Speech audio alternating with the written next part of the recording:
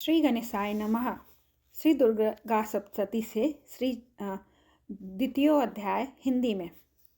ओम। मध्यम चरित्र के विष्णु ऋषि महालक्ष्मी देवता उष्णिक छंद शाकंभरी शक्ति दुर्गा बीज वायु तत्व और यजुर्वेद स्वरूप है। श्री महालक्ष्मी की प्रसन्नता के लिए मध्यम चरित्र के पाठ में इसका विनियोग है। मैं कमल के आसन पर बैठी हुई प्रसन्न मुख वाली महिषासुर मर्दिनी भगवती महालक्ष्मी का भजन करता हूँ, जो अपने हाथों में अक्षमाला, फरसा, गदा, वाण, ब्रज, पद्म, धनुष, कुंडिका, दंड, शक्ति, शंख, खड़ग, ढाल, घंटा, मधुपात्र, शूल, पाश और चक्र धारण करती हैं। ऋषि कहते हैं, पूर्व काल में देवताओं और असुरों में पूरे 100 वर्षों तक घोर संग्राम हुआ था। उसमें असुरों का स्वामी महिषासुर था और देवताओं के नायक इंद्र थे। उस युद्ध में देवताओं की सेना महाबली असुरों से परास्त हो गई। संपूर्ण देवताओं को जीतकर महिषासुर इंद्र बन बैठा। तब पराजित देवता प्रजापति ब्रह्मा जी को आगे करके उस स्थान पर गए जहां भगवान शंकर और विष्णु विराजमान थे। देवताओं ने महिषासुर के पराक्रम तथा अपनी पराजय का यथावत वृतांत उन दोनों देवेश्वरों से विस्तार पूर्वक कह सुनाया। वे बोले, भगवान, महिषासुर सूर्य, इंद्र आदि अग्नि, वायु, चंद्रमा, यम, वरुण तथा अन्य देवताओं के भी अधिकार छीनकर स्वयं ही सबका अधिष्ठाता बन बैठा है। उस दुरात्मा महिष ने समस्त देवताओं को स्वर्ग से निकाल दिया है। अब वे मनुष्यों की भांति पृथ्वी पर विचरते हैं। दैत्यों की यह सारी करतूत हमने आप लोगों से कह सुनाई। अब हम आपकी ही शरण में आए हैं, उसके वध का कोई उपाय सोचिए। इस प्रकार देवताओं के वचन सुनकर भगवान विष्णु और शिव ने दैत्यों पर बड़ा क्रोध किया। उनकी भौहें तन गई और मुंह टेढ़ा हो गया। तब अत्यंत कोप में भरे हुए चक्रपाणी श्री विष्णु के मुख से एक महान तेज प्रकट हुआ। उसी प्रकार ब्रह्मा, शंकर तथा इंद्र आदि अन्य देवताओं के शरीर में से भी बड़ा भारी तेज निकला। वह सब मिलकर एक हो गया। महान तेज का यह पुंज ज्वालामय पर्वत सा ज्ञान पड़ा। देवताओं ने देखा, वहां उसकी ज्वालाएं संपूर्ण दिशाओं में व्याप्त हो रही थी।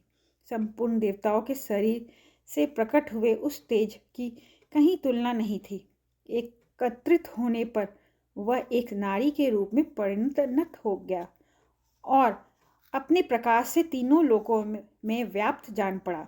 भगवान शंकर का जो तेज था, उससे उस देवी का मुख प्रकट हुआ। यमराज के तेज से उसके सिर के बाल निकल आए। श्री विष्णु भगवान के तेज से उसकी भुजाएं उत्पन्न हुई। चंद्रमा के तेज से दोनों स्तनों का और इंद्र के तेज से मध्य भाग कटि प्रदेश का प्रादुर्भाव हुआ। वरुण के तेज से जंघा और पिंगली तथा पृथ्वी के तेज से नितंब भाग प्रकट हुआ। ब्रह्मा के तेज से दोनों चरण और सूर्य के तेज से उनकी उंगलियां हुई। वसुओं के तेज से हाथों की उंगलियां और कुबेर के तेज से नासिका प्रकट हुई। उस देवी के दांत प्रजापति के तेज से और तीनों नेत्र अग्नि के तेज से प्रकट हुए थे। उसकी भौहें संध्या के और कान वायु के तेज से उत्पन्न हुए। उसी प्रकार अन्य देवताओं के तेज से भी उस कल्याणमयी देवी का आविर्भाव हुआ। तदंतर समस्त देवताओं के तेज पुंज से प्रकट हुआ देवी को देखकर महिषासुर के सताए हुए देवता बहुत प्रसन्न हुए। पिनकधारी भगवान शंकर ने अपने शूल से एक शूल निकालकर उन्हें दिया। फिर भगवान विष्णु भी अपने चक्र से चक्र उत्पन्न करके भगवती को अर्पण किया। वरुण ने भी शंख भेंट किया। अग्नि ने उन्हें शक्ति दी और वायु ने धनुष तथा बाण से भरे हुए 2 तरकश प्रदान किए। सहस्त्र नेत्र वाले देवराज इंद्र ने अपने व्रज से व्रज उत्पन्न करके दिया और ऐरावत हाथी से उतार कर एक घंटा भी प्रदान किया। यमराज ने कालदंड से दंड, वरुण ने पास, प्रजापति ने स्फटिका काक्ष की माला तथा ब्रह्मा जी ने कमंडल भेंट किया। सूर्य देवी ने समस्त रोमकूपों में अपनी किरणों का तेज भर दिया। काल ने उन्हें चमकती हुई ढाल और तलवार दी। क्षीर समुद्र ने उज्जवल हार तथा कभी जीर्ण न होने वाले 2 दिव्य वस्त्र भेंट किए। साथ ही उन्होंने दिव्य चूड़ामणि, 2 कुंडल, कड़े, उज्ज्वल अर्धचंद्र एवं बाहुओं के लिए केयूर, दोनों चरणों के लिए निर्मल नुपुर, गले की सुंदर हसली और सब उंगलियों में पहनने के लिए रत्नों की पनी अंगूठी भी दी। विश्वकर्मा माँ ने उन्हें अत्यंत निर्मल फरसा भेंट किया। साथ ही अनेक प्रकार के अस्त्र और अभेद कवच दिए। उनके सिवा मस्तक और वक्ष स्थल पर धारण करने के लिए कभी न कुम्हलाने वाली कमलों की मालाएं दी। जलधि ने उन्हें सुंदर कमल का फूल भेंट किया। हिमालय ने सवारी के लिए सिंह तथा भांति भांति के रत्न समर्पित किए। धनाक्ष कुबेर ने मधुपात्र भरा पानपात्र दिया तथा संपूर्ण नागों के राजा शेष ने, जो इस पृथ्वी को धारण करते हैं, उन्हें बहुमूल्य मणियों से विभूषित नागहार भेंट की दिया। इसी प्रकार अन्य देवताओं भी आभूषण और अस्त्र शस्त्र देकर देवी का सम्मान किया। तत्पश्चात उन्होंने बारंबार अट्टहास पूर्वक उच्च स्वर में गर्जना की। उनके भयंकर नाद से संपूर्ण आकाश गूंज उठा। देवी का वह अत्यंत उच्च स्वर में किया हुआ सिंहनाद कहीं समा न सका। आकाश उसके सामने लघु प्रतीत होने लगा। उससे बड़े जोर की प्रतिध्वनि हुई, जिससे संपूर्ण विश्व में हलचल मच गया और समुद्र कांप उठे। पृथ्वी डोलने लगी और समस्त पर्वत हिलने लगे। उस समय देवताओं ने अत्यंत प्रसन्नता के साथ सिंहवाहिनी भवानी से कहा, देवी तुम्हारी जय हो। साथ ही महिषियों ने भक्ति भाव से विनम्र होकर उनका सत्वन किया। संपूर्ण त्रिलोक की क्षोभग्रस्त देख दैत्यगण अपनी समस्त सेनाओं, कवच आदि से सुसज्जित कर हाथों में हथियार ले सहसा उठकर खड़े हो गए। उस समय महिषासुर ने बड़े क्रोध में आकर कहा, यह क्या हो रहा है? फिर वह संपूर्ण असुरों से घिरकर उस सिंहनाद की ओर लक्ष्य करके दौड़ा और आगे पहुंचकर उसने देवी को देखा, जो अपनी प्रभा से तीनों लोगों को प्रकाशित कर रही थी।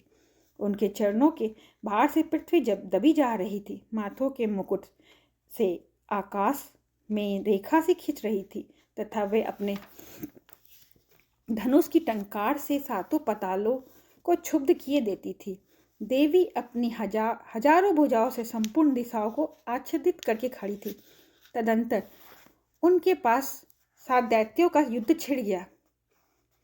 नाना प्रकार के अस्त्र शस्त्रों के प्रहार से संपूर्ण दिशाएं उद्भासित होने लगी। चिक्षुर नामक महान असुर महिषासुर का सेनानायक था। वह देवी के साथ युद्ध करने लगा। अन्य दैत्यों की चतुरांगिनी सेना साथ लेकर चामड़ भी लड़ने लगा। 60,000 हाथियों के साथ आकर उग्र नामक महादैत्य लोहा लिया। 1 करोड़ रथियों को साथ लेकर महाहनु नामक दैत्य युद्ध करने लगा, जिसके रोए तलवार के समान तीखे थे। वह असिलोमा नामक महादैत्य 5 करोड़ रथी सैनिकों सहित युद्ध में आ डटा। 60 लाख हाथियों से घिरा हुआ बास्कल नामक दैत्य भी उस युद्धभूमि में लड़ने लगा। परिवारित नामक राक्षस हाथी सवार और घुड़सवारों ने अनेक दलों तथा 1 करोड़ रथियों को सेना लेकर युद्ध करने लगा। विडाल नामक दैत्य 5 अरब हाथियों से घिरकर लोहा लेने लगा। इनके अतिरिक्त और भी हजारों महादैत्य रथ, हाथी और घोड़ों की सेना साथ लेकर वहां देवी के साथ युद्ध करने लगे। स्वयं महिषासुर उस रणभूमि में कोटि कोटि सहस्त्र रथ, हाथी और घोड़ों की सेनाओं से घिरा हुआ खड़ा था।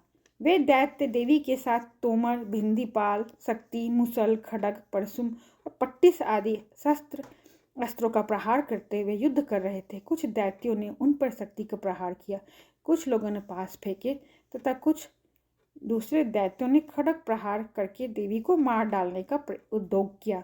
देवी ने भी क्रोध में भरकर खेल खेल में ही अपने अस्त्र शस्त्रों की वर्षा करके दैत्यों के वे समस्त अस्त्र शस्त्र काट डाले। उनके मुख पर परिश्रम का या थकावट का रंच मात्र भी चिन्ह नहीं था। देवता और ऋषि उनकी स्तुति करते थे और वेद भगवती परमेश्वरी दैत्यों के शरीरों पर अस्त्र शस्त्रों की वर्षा करती रही। देवी का वाहन सिंह भी क्रोध में भरकर गर्दन के बालों को हिलाता हुआ असुरों की सेना पर इस प्रकार विचरने लगा मानो वनों में वानल फैल रहा हो। रणभूमि में दैत्यों के साथ युद्ध करती हुई अंबिका देवी ने जितने निश्वास छोड़े वे सभी तत्काल सैकड़ों हजारों गणों के रूप में प्रकट हो गए और परशुम, भिंदीपाल, खड्ग तथा पट्टिस आदि अस्त्रों द्वारा असुरों का सामना करने लगे। देवी की शक्ति से बढ़े हुए वे गण असुरों का नाश करते हुए नगाड़ा और शंख आदि बाजे बजाने लगे। उस संग्राम महोत्सव में कितने ही गण मृदंग बजा रहे थे। तदंतर देवी ने त्रिशूल से, गदा से, शक्ति की वर्षा से और खड्ग आदि से सैकड़ों महादैत्यों का संहार कर डाला। कितने को घंटे के भयंकर नाद से मूर्छित करके मार गिराया। बहुतेरे दैत्यों को पास में बांधकर घर धरती पर घसीटा। कितने ही दैत्यों उनकी तीखी तलवार से मार से दो दो टुकड़े हो गए। कितने ही गदा की चोट से घायल हो गए, धरती पर सो गए। कितने ही मुसल की मार से अत्यंत आहत होकर रक्त वमन करने लगे। कुछ दैत्य सूल से छाती फट जाने के कारण पृथ्वी पर ढेर हो गए। उस रंगांड में वान समूहों की वृष्टि से कितने ही असुरों की कमर टूट गई। बाज की तरह झपटने वाले देवी पीड़क दैत्य अपने प्राणों से हाथ धोने लगे। किन्हीं की बाहें भिन्न हो गई, कितनों की गर्दन कट गई। कितने ही दैत्यों के मस्तक कट कट कर गिरने लगे। कुछ लोगों के शरीर मध्य भाग से ही वृद्धन हो गए। कितने ही महादैत्य जांघें कट जाने से पृथ्वी पर गिर पड़े। कितनों को ही देवी ने एक बाह, एक पैर और एक नेत्र वाले करके दो टुकड़ों में चीर डाला। कितने ही दैत्य मस्तक कट जाने पर ही गिरकर फिर उठ जाते और केवल धड़ के ही रूप में अच्छे अच्छे हथियार हाथ में ले देवी के साथ युद्ध करने लगते। दूसरे कमंद युद्ध के बाजों की लय पर नाचते थे। कितने ही बिना सिर के धड़, हाथों में खड्ग, शक्ति और ऋषि लिए दौड़ते थे तथा दूसरे महादैत्य ठहरो ठहरो यह कहते हुए देवी को युद्ध के लिए ललकारते थे। जहाँ वह घोर संग्राम हुआ था वहाँ की धरती देवी के गिराए हुए रथ, हाथी, घोड़े और असुरों की लाशों से ऐसी पट गई थी कि वहाँ चलना फिरना संभव हो गया था। दैत्यों की सेना में हाथी, घोड़े और असुरों के शरीरों से इतनी अधिक मात्रा में रक्तपात हुआ कि थोड़े ही देर में वहाँ खून की बड़ी बड़ी नदियाँ बहने लगी। जगदम्बा ने असुरों की विशाल सेना को क्षण भर में नष्ट कर दिया। ठीक उसी तरह जैसे तृण और काठ के भारी ढेर को आग कुछ ही क्षणों में भस्म कर देती है और वह सिंह की गर्दन के बालों को हिला हिलाकर जोर जोर से गर्जना करता हुआ दैत्यों के शरीर को मानो उनके प्राण चुन लेता था। वहाँ देवी के गणों भी उन महादैत्यों के साथ ऐसा युद्ध किया जिससे आकाश में खड़े हुए देवतागण उन पर बहुत संतुष्ट हुए और फूल बरसाने लगे। इस प्रकार श्री मार्कंडेय पुराण में सर्वाणिक मनवंतर की कथा के अंतर्गत देवी महात्म्य महिषासुर की सेना का वध नामक दूसरा अध्याय पूर्ण हुआ।